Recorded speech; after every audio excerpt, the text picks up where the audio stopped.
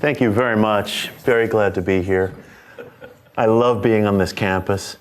It ignites the imagination. There's something about walking through these halls and the Gothic archways and the library that just infuses you with such a sense of possibility and discovery.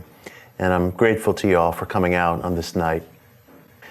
When I was being mic'd up, they asked me whether I wanted a lapel mic or the over-the-ear headset. And of course, the over-the-ear headset is more ergonomic, but I insisted on the lapel mic because once I give into the over-the-ear headset, next I'll be using occult methods to sell real estate on infomercials, and I'm just not ever going to go there. So I'm going to stick with the old-fashioned clunky lapel mic.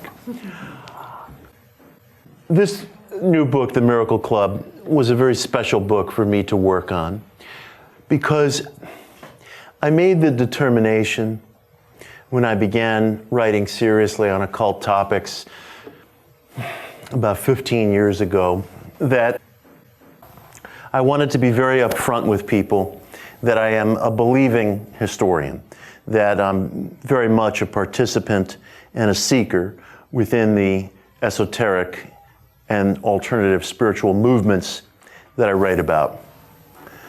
I felt it was very important to be upfront about that, but it's also important to note that most historians of religious movements are believing historians. They just don't advertise themselves as such. Most of our histories of either the mainstream religious movements, the traditional religious movements, whether Judaism or Catholicism, or the new religious movements, Mormonism, Christian Science, Seventh-day Adventism, most of the histories that are written of those movements are written by people who emerge from the ranks of those congregations. They're critical believers. They're perfectly capable of shining an objective light onto all corners of those traditions. But the passion and the sense of discovery that fuels their scholarship comes from a place of searching. And again, many people within journalism and academia are shy about advertising themselves as members of anything because they feel like it's immediately going to taint them as coming from a less critical perspective. But when you're writing about occult and esoteric movements, I have found that many people, particularly people in the mainstream, want to know and want to establish right away, do you believe in any of this stuff? Do you actually take any of this stuff seriously? And my answer to them is always a blunt yes, absolutely. I'm critical. I'm caring about what I write about. I try to weigh very carefully those ideas and facets of our history that I think speak to our best ideals and those and those moments and episodes in our history that demonstrate failure. But I always want to be very blunt and very direct and very clear with people about that because I think that part of the impoverishment of our ability to evaluate religion from an academic or from a journalistic perspective is, and this is less true today than it was 20 years ago, less true today than 20 years ago, but is this unwillingness to take seriously the contention that these ideas actually work, that they make a concrete difference in people's lives. And that's changing somewhat. I was at a conference at Rice University a few months ago on Gnosticism in America, and I was quite surprised at the number of scholars and professors at this conference who were a fairly tightly knit group who were willing to speak in an ingenuous way to belief. So I felt like there was a certain degree of opening there, and of course they had me there, so I was particularly delighted with that because again I refuse to shirk labels for fear that they'll compromise one's respectability. In fact, I've been very influenced in that regard by Krishnamurti, who made the observation that the thirst for respectability is the greatest single barrier to the individual's self-development. That when we are going for what we consider to be respectability, what we're really doing is we are capitulating to peer conformity. And there's so much of that in our culture. And that's how we're raised to a very great extent. We ask ourselves, will a certain point of view, will a certain goal, will a certain aim make me look good or bad in the eyes of people around me, or what we perceive people to be thinking? And as soon as that kind of thinking takes sway in our imagination, and to some greater or lesser extent, we all feel it, I feel it, but as soon as that really gains sway over the psyche, it shuts down experiment. It shuts down experiment because we're asking ourselves, what will give me the greatest benefits rather than what will deepen my own questions? And for me, The Miracle Club is probably the first book that I've written where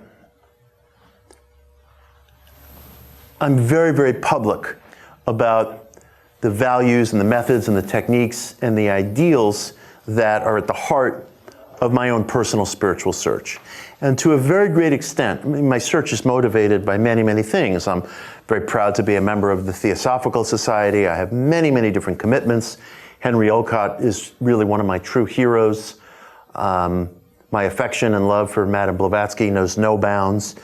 But my personal search over the past 20 years has probably been in the area of what you would call New Thought, which is this great, vast American metaphysics that holds to the principle that thoughts are causative. That's the essential contention of the New Thought ideal. And in many regards, although that statement echoes back through antiquity, in terms of the modern world, that's really been the American spirituality. That has been America's contribution and export to modern spiritual culture. This idea that what we think about, what we dwell on, what we picture, our emotionalized thoughts, concretize and actualize in some very real way in the world around us.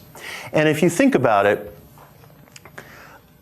and I say this with care, it's the closest thing that we have to a kind of a national creed, because that idea can be found across the spectrum of our religious culture, literally from evangelical mega ministries, the prosperity ministries of the type that you'll see broadcast by people like Joel Osteen or T.D. Jakes, and you'll find that same idea animating New Age centers and all reaches of the spiritual growth culture. You'll find that same idea within business motivational courses, the same idea being espoused by figures like Anthony Robbins and Oprah, and even, by the way, a certain United States president who grew up.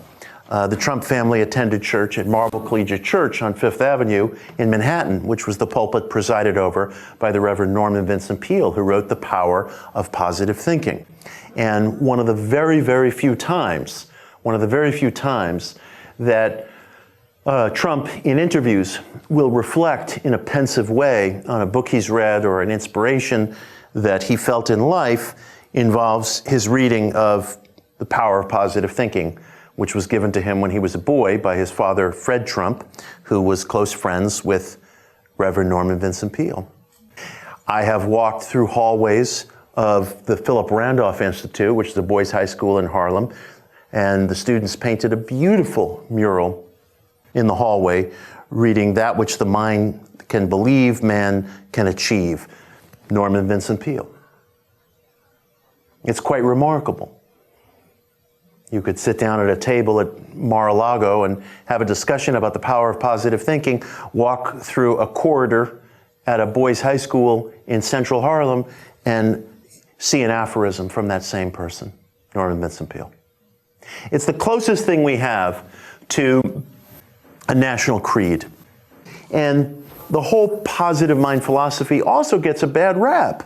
It gets a bad rap in our culture, sometimes even from within our own ranks. I was talking to the founder of a very, very prominent spiritual center on the West Coast, and he said to me that, well, positive mind metaphysics, positive thinking, it's the simple man's philosophy.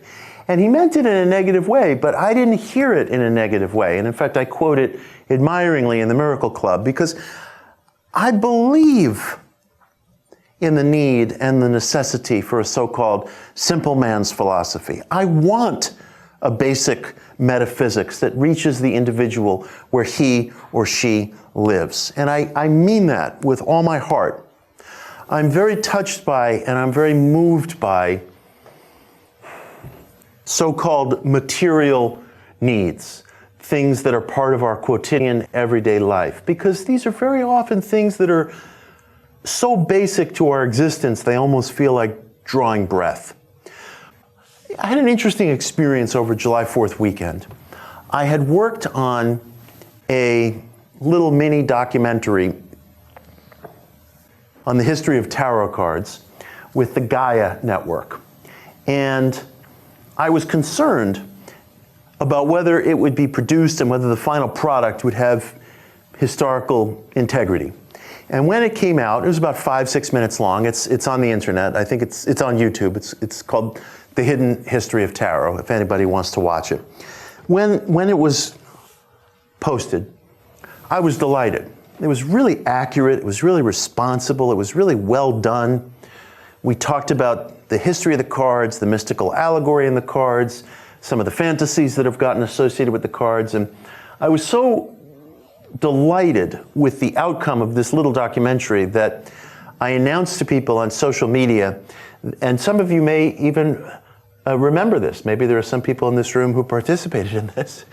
I announced on social media that to celebrate, over the 4th of July weekend, I would provide free 3-card tarot readings for anybody who wrote to me. Hundreds of people wrote to me, and this immediately became, my wife was not happy. Not happy. Don't do this. And so I felt I had given my word, and I had to make good on my word. So I spent about 72 hours giving tarot reading after tarot reading. And what I noticed was, the really educative thing for me about this was that virtually every question I got, with a few exceptions here and there, fell into 3 categories. The first was career, money, basically. The second was romance, relationship. The third was health. Then some people did ask about inner development and other specific questions, but by and large, and this was a pretty broad cross-section of people, not only from all over America, but from all over the world. I mean, this is social media, so, I'm hearing from people in Singapore and Finland and, Central Africa. It was kind of interesting. Almost every question fell into one of those categories: money, romance, health. And I thought to myself, who am I to judge these people's questions? These are my questions too. And I thought to myself, there was 1 or 2 people who wrote to me, and they actually apologized. They said, I'm sorry for asking such an ordinary question, or, you probably are going to want to break something if somebody else asks you about their boyfriend or girlfriend. And I said to each one of these people with total seriousness, do not apologize for that to me. Do not apologize for that. Because this is the stuff of our lives. This is the stuff of our lives. We are taught here in the West that we're made in the image of the Creator. Or to put another way, of course, there's the beautiful, beautiful Hermetic principle, as above, so below. So if we take that seriously, then it stands to reason that we too are here to create. We too are here to be generative. We too are here to produce. So seen in that light, questions about relationships, family, romance, love, money, career, building things up, making job changes, recovering from illness, passing through health challenges. These things take on greater and deeper and more sacred dimensions when we think of them in light of the principle as above, so below, which I think is as powerful a principle, this emanating from the Hermetic tradition, from the Greek Egyptian thought school that grew in Alexandria in the decades immediately following Christ. I think that's as beautiful a dictum as the Golden Rule, or as anything found in the Beatitudes or the Ten Commandments. It's almost an all-encompassing cosmic philosophy of life. And if you see people's so-called day-to-day concerns in light of that, those day-to-day concerns take on a weight and a seriousness that's really sacred. Because I really do believe that all of our pursuits are sacred. If we're made in the image of the highest, then all of our pursuits are sacred. We're trying to create things in our world. We're trying to somehow produce and see through our ideals in the world. We're trying to find some necessary assistance. If we're suffering from a health problem or some chronic condition, we're trying to find some way forward. If not recovery, then management of whatever we're dealing with. We're constantly in the act of creating. So seen in that light, I feel that the quotidian concerns of day-to-day life are profound. And I think we in the culture of spiritual search, we have to be very, very careful, I believe. And every religious movement, every spiritual culture, subculture faces this question, this issue. We have to be very careful, I think, not to stigmatize the everyday needs and aspirations of the individual. I get concerned that we not get into a headspace where we start to draw distinctions between the higher and the lower, the inner and the outer, the essential and the material. I'm not sure that these distinctions are really there, other than in our own imagination.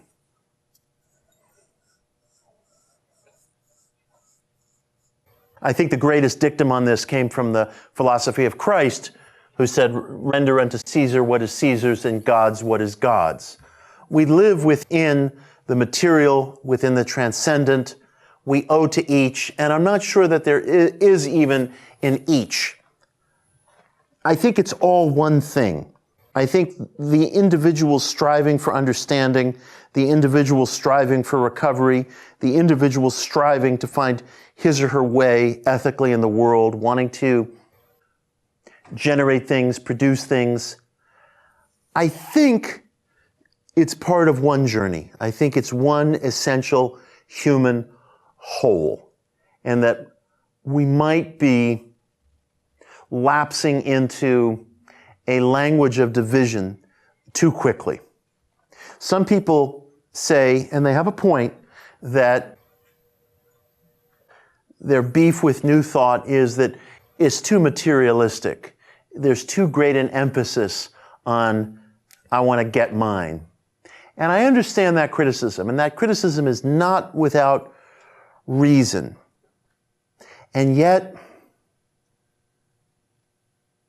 there's a part of me, I have to say to you all here, seeker to seeker, just seeker to seeker, there's a part of me that felt so much more relaxed in my own search when I stopped thinking in terms of the division of higher versus lower, of material versus spiritual. I feel that when I'm making a material effort, for example, that's not divorced from my spiritual life and values and ideals. I think that when I'm striving to achieve something in the world, which I often am, I do so also striving to abide by an ethic of nonviolence. I don't specifically mean physical nonviolence. I'm not talking in those terms, but I mean not doing anything that would violate another individual's ability to strive toward his or her own highest potential. And someone said to me recently, but isn't there always going to be some sort of conflict when Peter is trying to get something and Paul is trying to get something, when Jane is trying to get something and when John is trying to get something? Isn't there going to be some inevitable conflict? And I think the answer to that must be yes. But it seems to me that the cost of human creativity may be friction. It may be friction, that we're all sort of moving in these different cycles with different needs and concerns, and inevitably friction may arise. But I think that having an ethic of doing nothing to disrupt or violate another person's fundamental capacity to pursue his or her highest sense of the good or sense of personal aspiration has to prevail, even in the face of cross currents that individuals inevitably experience within the framework that we have to occupy. So this has made me more comfortable with New Thought as a philosophy. I'm less troubled than I was 10 years ago about the question of whether New Thought was just a kind of spiritual way into almost an opting out of spirituality by way of spirituality, using spirituality as a way of building up one's pedestal. I don't see it that way anymore. I don't see it that way anymore. And yet, the New Thought movement, which is so powerful and so influential, the name is not often heard, but its influence is felt throughout our culture, it does have grave problems. It does have grave problems. And one of my reasons for writing The Miracle Club was to try to address those problems, because I think that the movement has become so successful. Books like The Power of Positive Thinking and The Secret and phrases like The Law of Attraction and many, many others. It's been so successful at creating a popular literature that it has fallen asleep at times to some of its own contradictions. So the most popular expression of this philosophy, this thought causation philosophy in our time, is obviously The Secret. And everyone professes to hate The Secret. Everywhere I go, people try to establish their spiritual credibility by telling me, yeah, they like what I'm doing, but they're not into that junk in The Secret. They don't like that.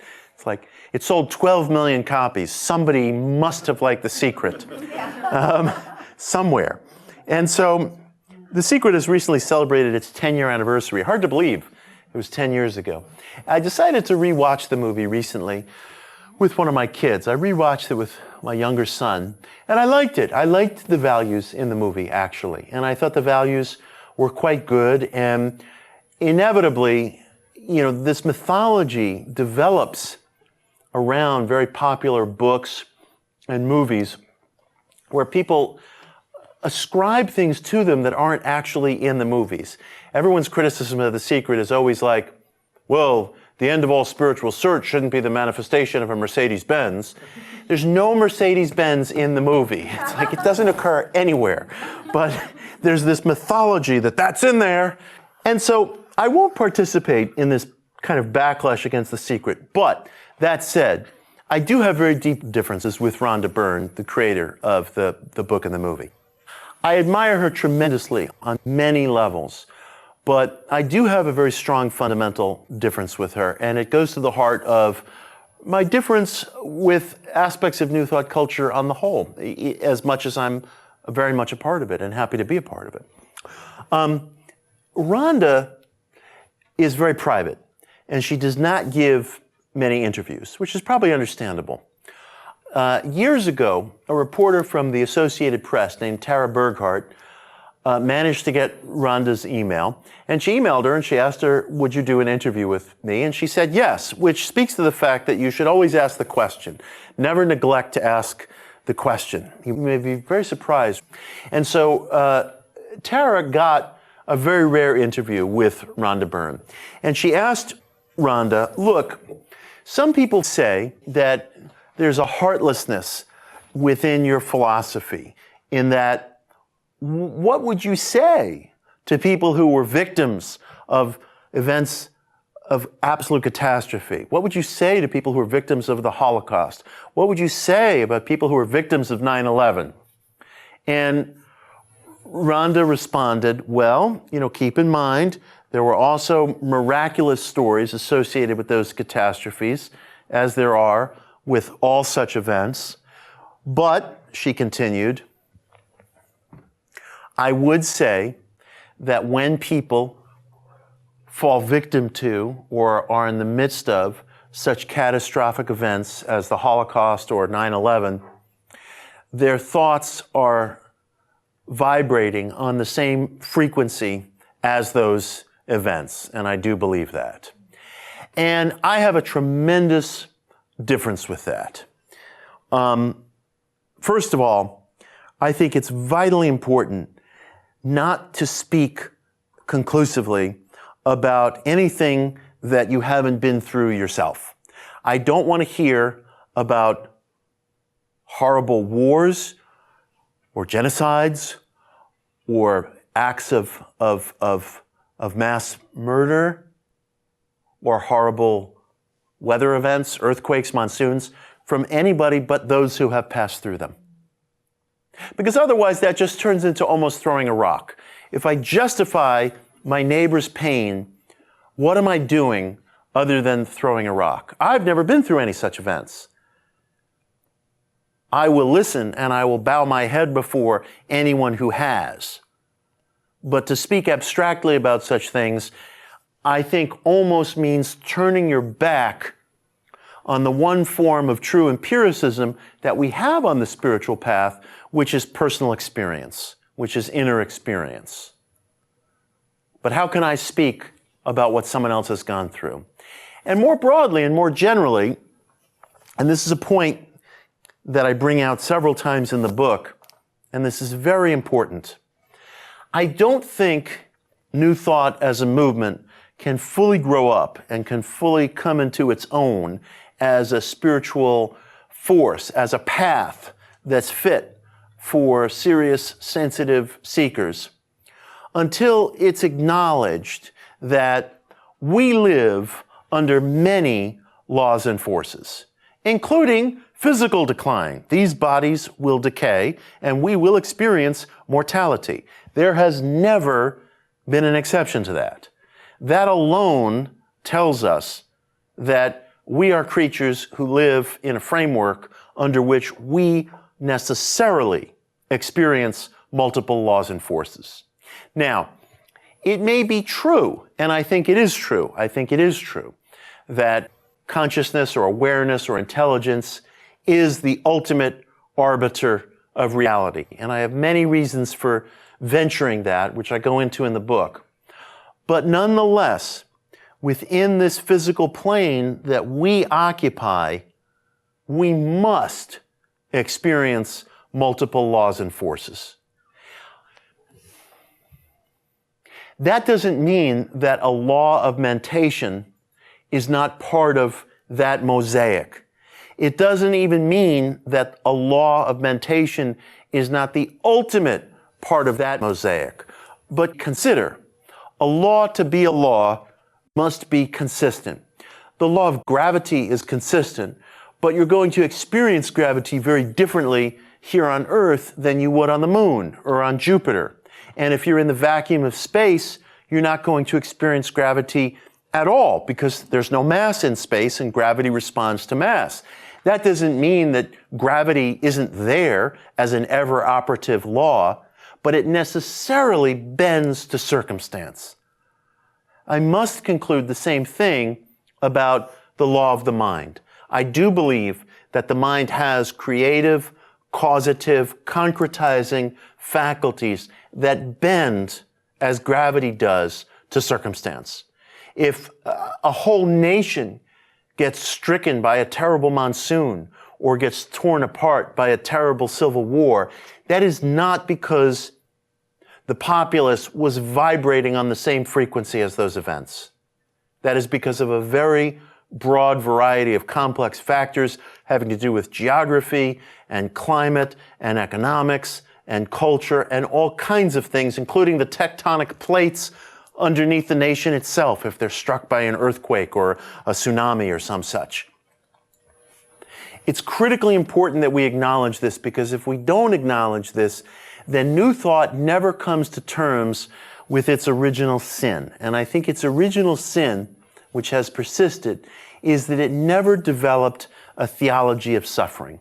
It never really developed a convincing, persuasive way to face a person who is suffering from, let's say, a chronic illness or a terminal illness, and that person is not going to get better. The only thing that New Thought traditionally has had to say to such a person is, you're not doing it right. This isn't, you're not giving yourself over to the mind treatments. You're not demonstrating correctly.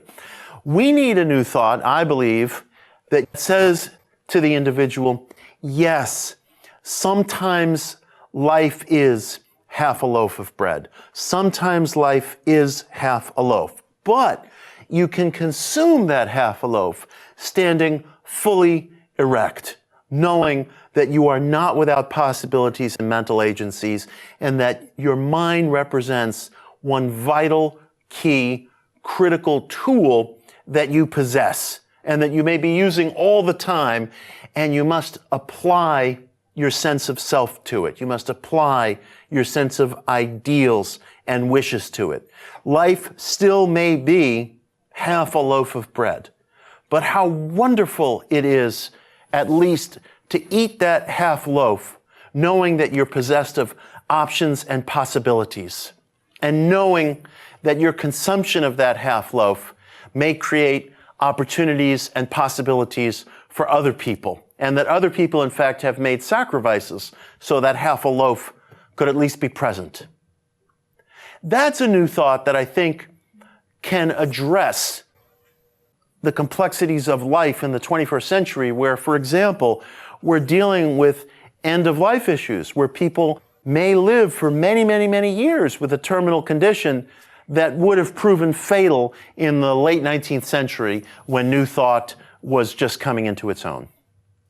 Those are the areas where I'm critical of the philosophy. There are other areas as well. I think its tone needs sort of an intellectual uplift. I think sometimes the church services are a little bit of a pep rally atmosphere and maybe could do with a little more contemplation and a little less whooping. But those are aesthetic choices, and I'm not going to tell anybody else how to be. But those are the areas in which the philosophy hasn't grown.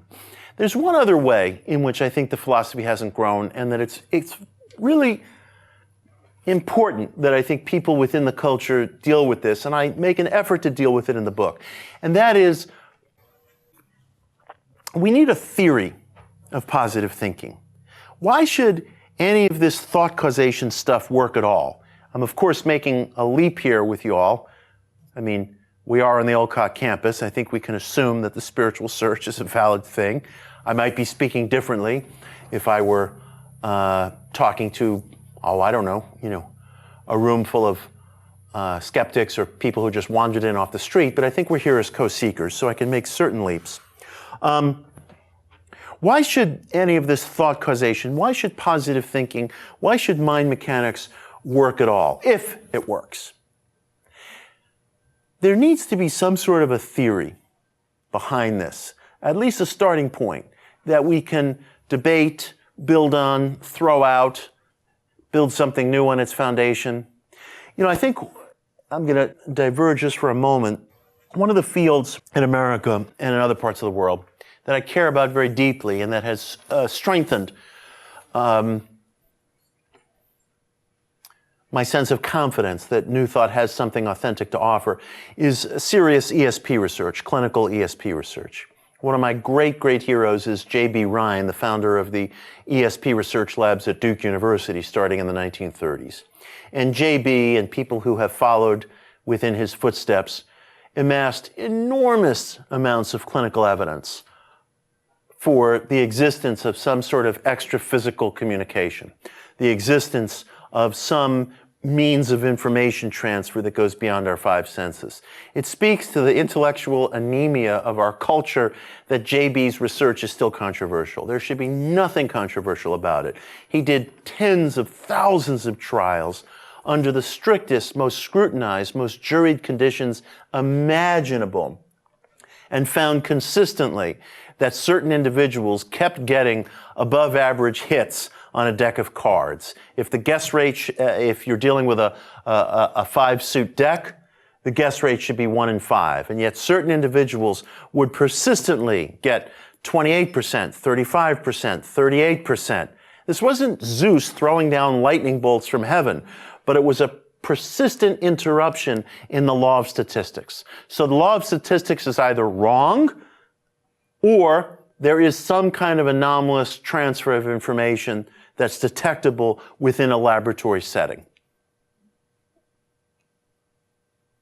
David Hume, the rationalist philosopher, used to say that the true validation of a miracle would be if every explanation to the contrary was more fantastic than the miracle itself. Well, it's more fantastic to me that the law of statistics would be wrong than the mind would have some extra physical capacity. There would be some possibility of anomalous transfer of information. And believe me, by referencing J.B. Rhine's card deck experiments in the 1930s, I'm citing only the most elementary part of serious ESP research. My friend Dean Radin at the Institute of Noetic Sciences has been doing extraordinary research into precognition, where he's found with subject after subject after subject that if you show people images, pictures that are either very pleasing or arousing or very violent and disturbing, in many cases, they will evince bodily responses moments before they actually are shown the picture. So for example, if you're shown a violent or disturbing picture, it might create an uptick of your adrenal secretion, your sweat, your heart rate, your blood pressure. These things are detectable in many cases moments prior to the individual being shown the picture. And I don't need to tell many of you all that these experiments are structured in a way and scrutinized in a way so as to safeguard against data pollution in ways that vastly surpass most of the experiments around our most popular pharmaceuticals. You know, I take pharmaceutical drugs that are nowhere near as tested as this. So there's absolutely no question in my mind in our culture. Maybe it'll fall to our generation to take a step forward in this regard, but we absolutely have clinical data that demonstrates the anomalous transfer of information in lab settings. That upends the idea that intelligence is just a localized phenomenon limited to gray matter of the brain. And these things persist in attracting controversy more because of polemical positions than because of actual hardcore scrutiny of the data itself. There is an industry of skeptics who dominate the first 5 search results on Yahoo or Google, who will make claims about this research. It's never been repeated, it's lab accidents, the data was polluted, et cetera, that's all unsupportable and yet difficult to debate because it's so persistent. But the data is there, and information likes to be free, and eventually it will receive its due. But one of the things that I think has been a detriment to serious ESP research in the United States has also been a detriment to the positive thinking movement, and that is the absence of a theory. The absence of a theory. There was a great mathematician and scientist named Warren Weaver, who was a critical supporter of J.B. Rhine's work, and he took a tour of J.B.'s labs in 1960. And I recount this in the Miracle Club. And he wrote to J.B. and he said, you know, I'm very impressed with your data, but you're not going to be able to attract serious scientific interest until you come up with a theory of transmission.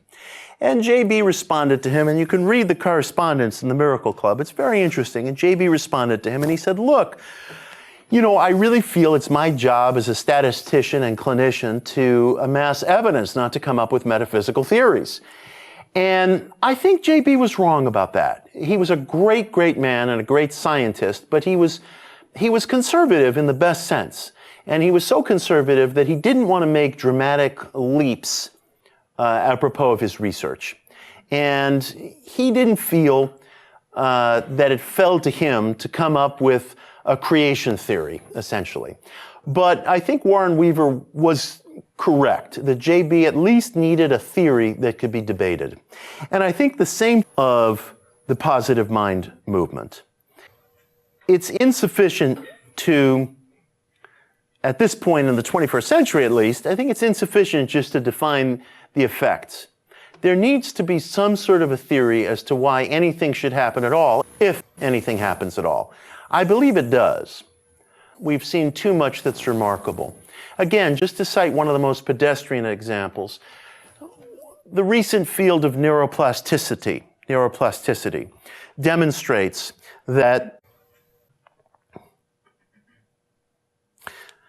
sustained thoughts held and maintained over a certain period of time will eventually, as demonstrated by brain scans, alter the neural pathways in the brain, alter the pathways through which electrical impulses travel in the brain.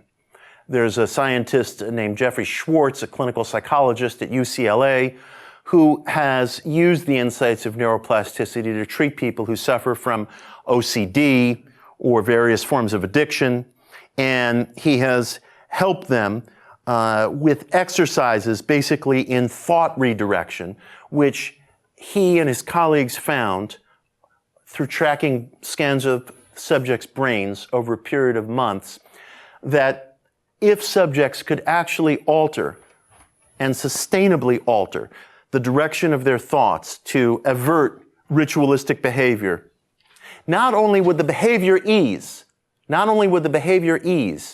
but the actual cellular structure of the patient's gray matter would change. That the neural pathways through which electrical impulses travel in the brain would change.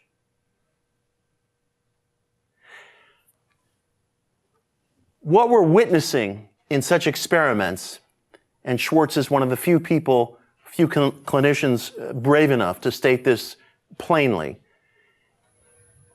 is mind over matter. It's the upending of what we've been raised to believe happens. Gray matter produces thoughts. Thoughts don't produce or alter gray matter. And yet that's what we're seeing in brain scans in these neuroplasticity experiments.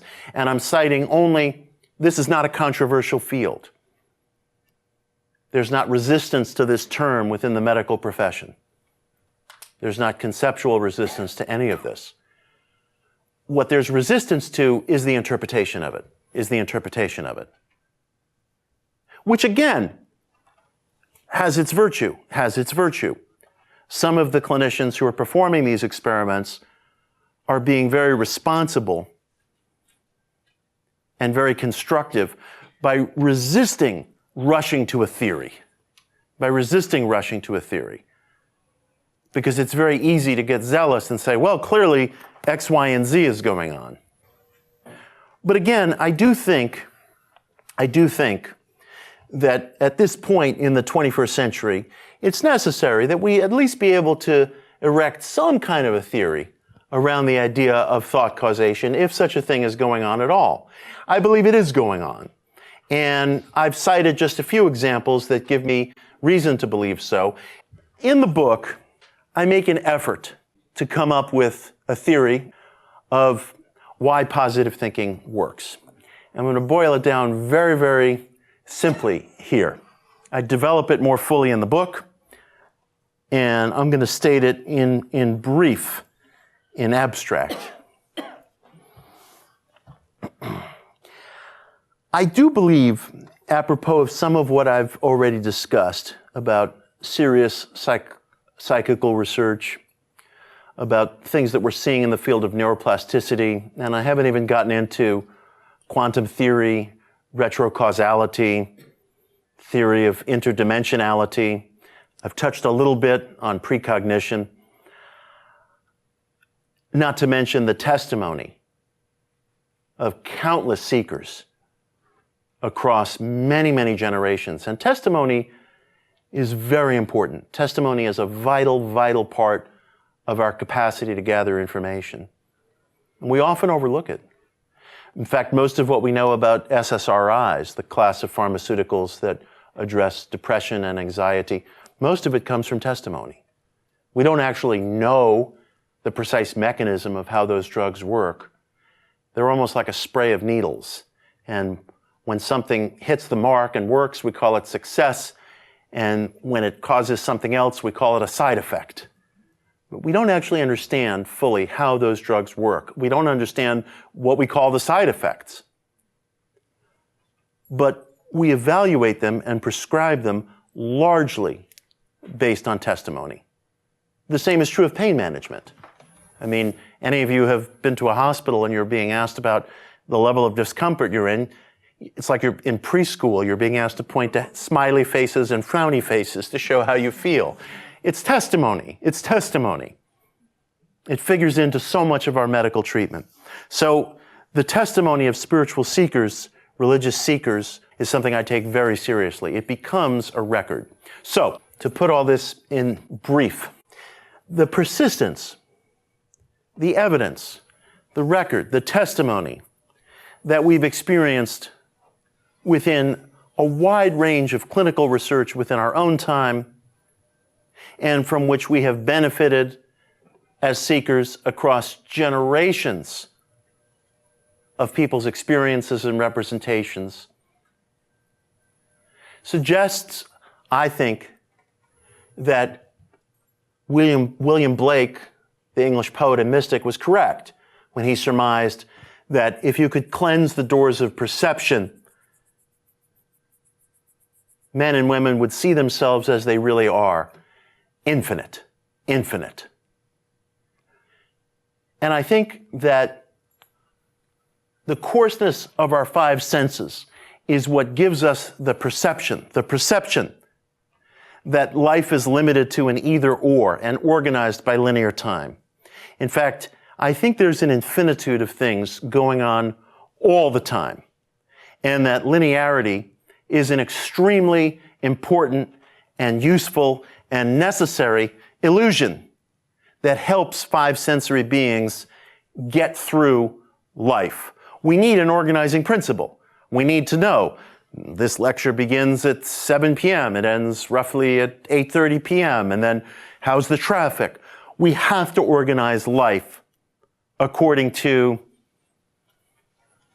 either-or choices and the perception of a linear stream of events. But it may be that what we are constantly doing is selecting from amidst this infinitude of possibilities, almost as if we're drawing a kind of matrix grid across an infinitude of possibilities, pinpointing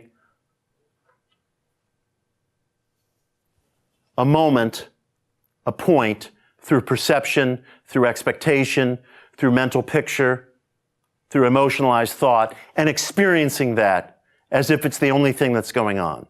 And the moment that we select something, the moment that we select an experience, it brings with it a sense of past, present, and perceived future that feels as tactile and as real as the chairs beneath you right now.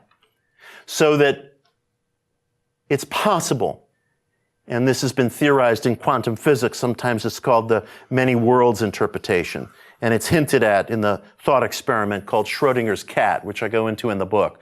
It's possible that as soon as you select an experience, it brings with it an equally persuasive selection of a whole trail of past events that feel, again, as authentic and as solid as the floorboards beneath my feet. So right now, I, you, all of us are selecting among events, perspectives, possibilities, expectations, and not only experiencing them in the moment, but experiencing a perceived past as well. So my contention is that when we think in terms of thought causation, positive thinking, I don't use the word manifest, because I don't think that if anything is happening, that we're manifesting things. I think rather we're selecting things. We're selecting things, and we're doing it all the time. It is the reality that we experience. It's not the only reality that's going on. What's going on is an infinitude in which there's no linearity and there's no limitation. Everything is in superposition, but it gets localized, so to speak, through perception. Can we use that? Can we use that? Well, arguably, we're using it all the time, right now, right this moment. The genius of New Thought, in its modern expression, starting in the mid-19th to late 19th century, was the idea that through proper mental conditioning, visualization, affirmation, prayer, meditation, even trance states, the individual could bend his or her beliefs, perceptions, visualizations, emotionalized thoughts, mental pictures, and select an outcome.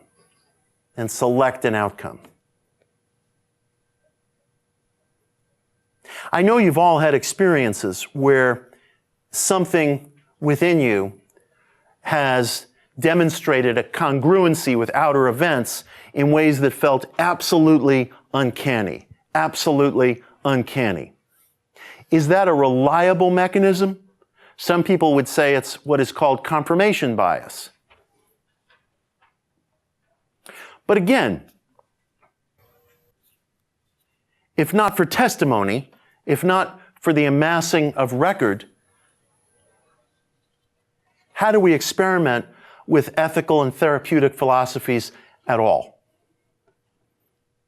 It was very frustrating to the psychologist William James, who died in 1910, who was a great friend to all forms of seeking and inquiry, that his colleagues in medicine and philosophy were so quick to disavow testimony. Because again, how else would you evaluate a religious or ethical idea other than its effect on the experience of the individual? It's through testimony. And testimony across time becomes a record. So why did I call this book The Miracle Club at all? Is it because it's a cute name or a funny name? Well, it's an homage. It's an homage to some of my heroes, the very people who are responsible for the existence of this campus, of this auditorium that we're seated in. In 1875, on the west side of Manhattan in New York City, where I live, they're gathered together a cult salon of seekers who wanted to ask just one question. What is out there? What is out there?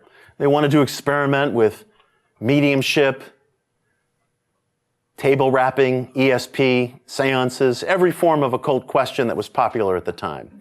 And this was the original Miracle Club. This was Colonel Henry Steele Olcott's little occult salon that he and Madame Blavatsky and a cluster of other people pulled together in a cramped suite of apartments in a building that's still there, I'm happy to say, on the west side of Manhattan. I take people over there sometimes. You can still see Madame Blavatsky's bedroom window as it faced out onto 8th Avenue. Right there. I'm glad the building is still there. Today it's an Econo Lodge. And when I walk in the lobby, they're like, he's here again, that guy. So I'm very glad it's still there. That was the original Miracle Club. But of course, this formed the nucleus of what later became the Theosophical Society, arguably the most influential spiritual organization in the modern world, which launched a revolution in alternative spirituality, a revival of Eastern spirituality that is still being felt everywhere in the world.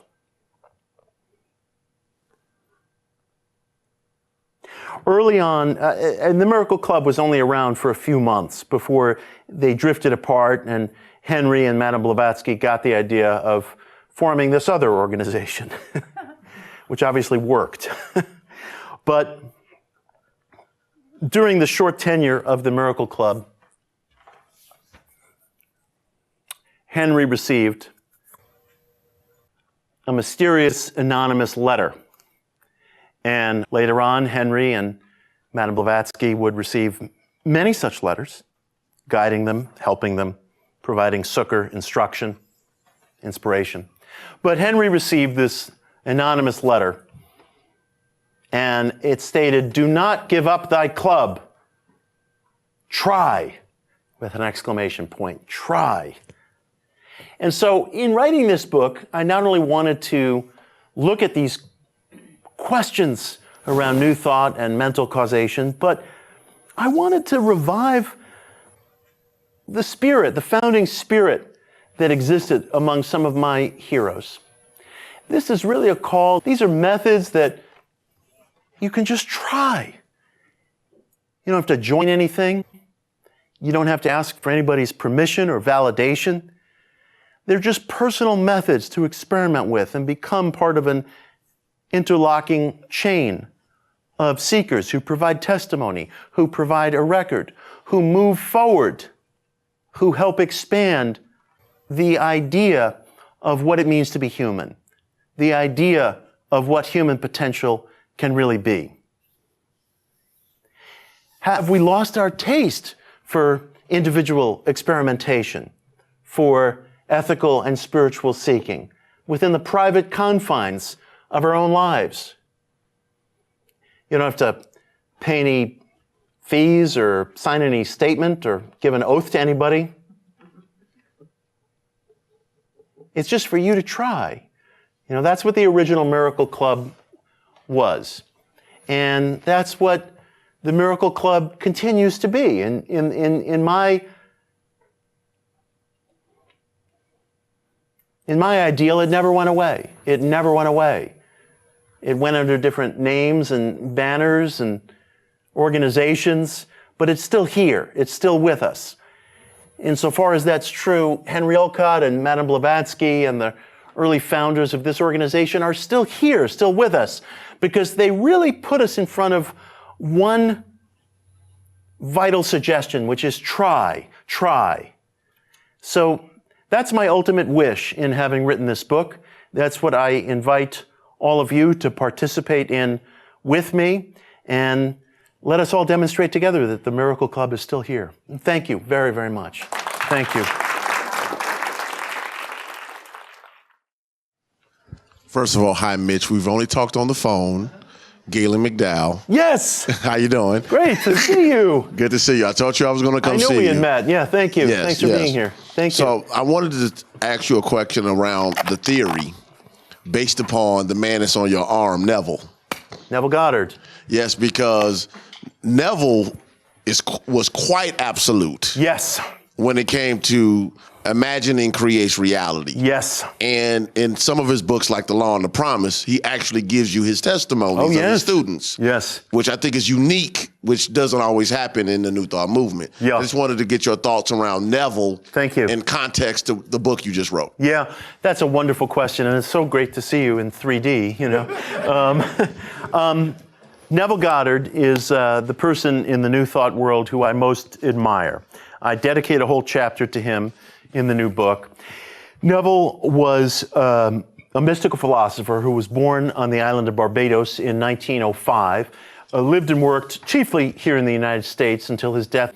And Neville had one radical, elegant teaching, which is that your imagination is God, that the God of the Old and New Testament is really a symbolic representation, a metaphor for your own creative imagination, and that everything that you experience, including the words that you're hearing from me right now, is rooted in you, as you are ultimately rooted in God. And you're hearing this message, for example, because this just became the latest wrinkle in your own intellectual search. There's no Mitch here. There's no podium. There's you. And that your imagination is God, and Scripture is a blueprint for your own development. Scripture is not a book of history, it's a book of psychology told in symbolic terms. And I love Neville, and you're absolutely correct. Neville's vision is completely uncompromising. There's nothing suggestive or subjective about it. You know, his contention is, and he has a whole broad mystical vision and framework, but in essence, your imagination is God. And I love this man. And, you know, the question is, how can I follow Neville as the teacher I most love and believe in New Thought tradition? I read him every day. And yet, you know, I speak of multiple laws and forces and so on. And I think, and this is where I am in my development right now, you know, I might feel differently 6 months from now, I might feel differently a year from now. I mean, Neville puts so many challenges to us. You know, I think that Neville is correct that the mind is the ultimate arbiter of reality. And I think that Neville created the greatest mystical analog to quantum physics before quantum physics became popularized. I mean, he was saying things literally back in the 1940s, just years after the Schrodinger's cat thought experiment, that were just heads and shoulders ahead of their time. And I think if certain students of quantum theory read Neville, they'd probably say to themselves, this guy's pretty remarkable. You know, this is sort of a spiritual parallel to some of the ideas that we're theorizing about. And I believe in his thought. I'm challenged by the complexity of life. I'm challenged by events that occur on a mass scale, like the civil war in Syria, which has been so horrible and so painful and cost so many innocent lives. And it's difficult for me at times to comport one with the other. So I ask myself whether we live within a cosmic framework that necessarily conscripts us, at least at this point of my development, to experiencing multiple laws and forces. Although I have to also say I'm tantalized by something that Neville observed, which is that there can be a significant interval of time between thought and event. And Neville has cautioned in his work that sometimes there's an extended gestation period, as he puts it, between thought and event. The gestation period of a human being, 9 months, of a horse, 11 months, you know, of a goat, 5 months. And there's always going to be this gestation period. And I'm struck by that. I'm struck by that because I think sometimes we can be very forgetful of antecedents in our own thoughts that might have planted things that come to us at a certain point in life, good and bad. And one of the things I look at in the book is, you know, there's this popular expression, careful what you wish for, you just might get it. And as best as I can tell, and I go through this in the Miracle Club, as best as I can tell, that expression began with the philosopher Goethe, who put it in a different way. What he actually wrote was, what you wish for when you're young will come upon you in waves when you're old, so be careful. Now, a lot of people would look at that and say, well, wait a minute.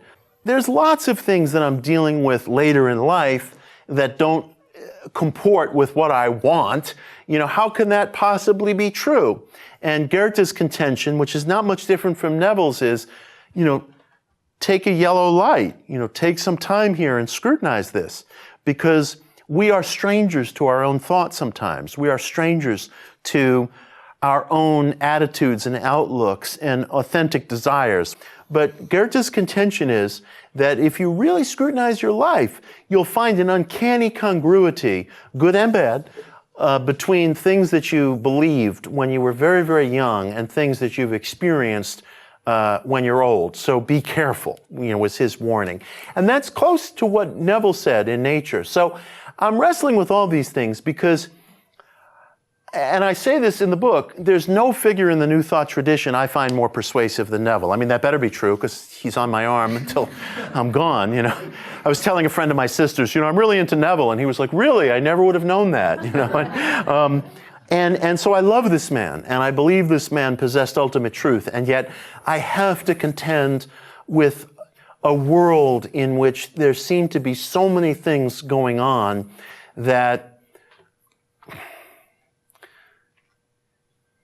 there are these different ways in which law is experienced, in the same way, I think, that there are different ways in which gravity is experienced. It's the ultimate truth, but there are circumstances that weigh upon us and that sometimes prevail. Because I carry Neville with me all the time, and yet I also carry with me a world that's filled with suffering and injustice, sometimes in conditions where people have done or thought nothing evident, to deserve it or to bring it on. And that makes me ask whether we're conscripted to a framework that creates conditions in which a law is felt very differently at different times. Hi, great talk. Thank you so much. Thank you. I want to get your thoughts on biocentrism. I'm always one of those creeps that are trying to make the bridge between spiritual and science. Yeah. And Lanza came up with some good material. Yeah. And it sounds pretty... Robert Lanza. Yeah, Robert Lanza. And it sounds a little bit parallel to some of the things you're talking about. So I just wanted to get your thoughts on it from a new... Right. Robert Lanza is an associate professor of medicine, a clinical researcher at Wake Forest University. And he made this very controversial argument, but if you pick it apart, it's fascinating. I mean, this is we're really going out there now, but this is the Theosophical Society, so we can do this. Lanza, professor of medicine, made the case that we die only insofar as we perceive death, because he's extrapolating from quantum theory to suggest that every outcome is the result of a sensate observer taking a measurement at a certain time. And what are our five senses other than tools to measure data? Like what else are they? And some people in biocentrism observe. And so, I mean, it's a fascinating proposition. It's a fascinating proposition. Colloquially speaking, you could look at the theories of a guy like Lanza and say, well, that's ridiculous. I mean, there's never been any perceived exception to mortality, so that's just wordplay, But I think Lanza's contention, and I'm going to stick with the example of there being no death, Lanza's contention is that, well, look, a law to be a law has to be consistent, and we know that particles behave with superposition until somebody takes a measurement, so it must stand to reason that perception figures into our own idea of mortality, which seems to mark an end, whereas he would argue, I think, that there's an infinitude going on. And I'll say this, I hope this is useful, apropos of your question. Do you buy it? Well, I'll answer that indirectly. You know what? You're entitled to a blunt answer. Yes, I buy it. I buy Lanza's theory. Okay? I always feel like whenever anybody asks me a question, they're entitled to a direct answer. I mean, you drove here tonight, it's cold out. It's like, who am I to say, like, I'll answer your question with a question? So yes. But, and here is what I hope will be a useful piece of insight in that regard. Okay. The rap on New Age culture, and I think it's a little bit of an unfair rap, has been that New Agers cherry pick from quantum theory in order to support their most cherished notions, which is a typical human habit in all areas of life. But people rightly ask, okay, so it's come down to the popular mind that in the quantum physics lab, particles behave in these surreal ways, these weird ways that matter is not supposed to behave in. Everything's all over the place. There's an infinitude of things going on. Light exists in a wave state. Atoms and subatomic particles exist in a wave state until somebody makes a measurement, then it collapses into a particle state. It's localized into one place, but we know from interference patterns that a subatomic particle, was everywhere all at once. One particle from an immense distance away has an effect on another particle. Einstein referred to that somewhat derisively as spooky action at a distance. None of this should be going on at all. And so people rightly make the point, well, look, in this macro world in which we live, there's not two podiums, there's one podium. There's not an infinite number of things going on. There isn't an infinite glass of water. There's one glass of water. I can tell because I experience it. You know, William James made an observation in 1902 in his Gifford Lectures, which became the Varieties of Religious Experience, which has been echoed by quantum theorists today without their even knowing that James had this observation back in 1902, before the field of quantum physics really was born, as we know it. And he made the following observation. James said, echoing William Blake, that if you could see reality as it really is, you would see it as an infinitude, not as a linear march of singular events, but as an infinitude. And James observed that that's how the mystic sees things. The mystic sees things in the infinite. And he said, using the parlance of his time, that when the mystic is looking at something, it's almost like he's observing it, he or she is observing it as if you're observing a drop of water under a microscope. If you put a drop of water on your fingertip, well, you see it's a clear, viscous liquid. Okay, that's all that's there. But James observed, if you put the same drop of water under a microscope, you see all kinds of things going on. There's little organisms in that drop of water. There's molecules broken down into smaller particles. There's movement. There's things revolving around one another. There's bacteria. There's all kinds of stuff happening in what looks like a clear, viscous little drop of fluid on your fingertip. But and James contended that's how the mystic sees things. He or she sees what's really going on. But as you pan back and as your sensory equipment, so to speak, gets coarser and coarser, you see less and less of what's really happening. So that we, with our five senses, are very limited. Now, flash forward 100 years, quantum theorists are debating in various physics journals what's called the quantum measurement problem, and they took up this very question. How come in our macro world weird stuff doesn't seem to be going on? And two quantum theorists, echoing James, described a theory exactly like his and said the quantum researcher in the lab is using exquisitely fine equipment to make measurements, to record data. Hence, that person is seeing more and more of what's really going on. But when you pan back, using the same analogy as James did, when you pan back, you're taking coarser and coarser measurements. You're seeing things less clearly, like you're panning back a camera. And in so doing, you're experiencing what they call information leakage. Information leakage. You're seeing less and less of what's really going on. So the contention that some theorists make is that that's reality. Reality is incredibly weird. But we, and this is sort of my way of putting it, because we are so limited by our coarse sensory data, our five senses, we have to organize things in a different way. We can't perceive all of that. And so we have these necessary and very powerful devices of linearity and, singularity of objects. What's that? Filters. Filters. And we just don't have in our ordinary moments, we're not mystics, I'm not, we don't have in our ordinary moments the capacity to see everything that's going on and navigate among it. So we deal with a reality that is decipherable by our coarse sensory equipment. So in that sense, getting back to your observation and Robert Lanza saying, death is not a reality, he would probably agree with this analysis and say, yeah, it seems like a reality because, 825 seems like a reality, but it's infinite. It's very weird. Yeah, thank you. My question is very simple.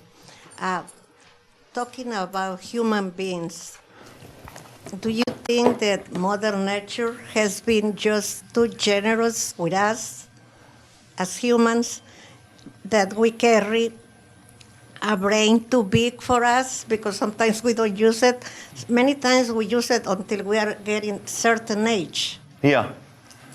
Do you think we are anatomically carrying a brain just too big for us? Wow, that's a heavy question. You know, I'm almost afraid to answer, you know. If I say we're doing fine, you know, I'd be ignoring too much. It's an interesting question. It's an interesting question. I mean, it may relate to, this is a whole other topic. You know, we'll have to have a conference on an esoteric reading of the Bible. Maybe we can arrange that, you know, for next week. Yeah, we'll print it. We'll work on it tonight. We'll do the flyer. But, you know, I'm struck that if you look at, I mean, look, every culture, every society has its own story of creation, and very often these stories interweave. So if one looks at the story of creation in Genesis, you know, the typical reading is that the serpent tricked Eve into eating the apple of forbidden knowledge, and then she seduced Adam into eating it, and we got thrown out of paradise, and now everything is terrible. But there's a different reading that could be made of it, which maybe touches upon what you're saying, and that is that it could be that the serpent was the spirit of rebellion, creativity, usurpation. The serpent was HPB. Yeah. And Eve, you know, partook of this apple of knowledge of good and evil, and suddenly came into this realization of the infinite, or of the possible, or of human potential. And one could say, oh, but look, it was tragic. You know, she gave birth to Cain and Abel, and Cain committed this act of fratricide. It is tragic, but it's also possible. It's also possible that creativity burdens us with the friction of dealing with other people and ideas and visions that maybe don't comport with our own. And so I don't know if we're so much misusing our equipment as we're burdened by that as the cost of being creative beings.